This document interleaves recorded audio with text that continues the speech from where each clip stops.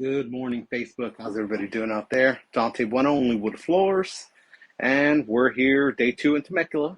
So, as you recall, this is the maple, half-inch by 5-inch, engineered maple.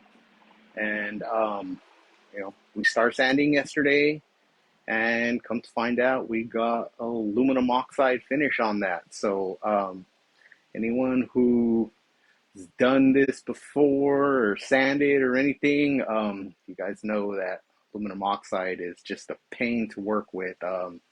Eats sandpaper like no other. You gotta use some kind of special sandpaper to get most of the stuff sanded out. So let me turn this around and show you what we got done so far. So right now we're kind of in the process of deciding colors, but you can see that white powdery looking substance. That's the aluminum oxide. Very distinctive smell. But as far as the sanding goes, not much has gotten sanded.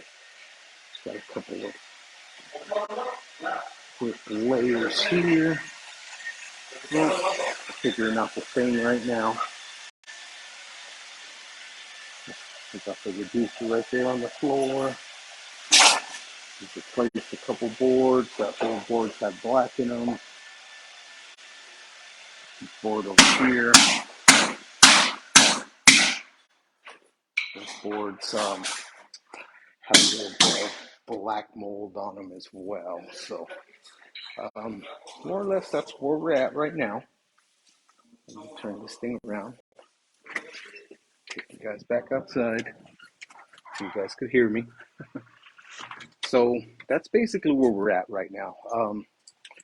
Like I said, I did bring some special sandpaper to help with that. So we should see some kind of significant difference in a couple hours. But right now we're trying to figure out the stain, and then we could go back to sanding. But I'll do another video update in a few, and we can go from there.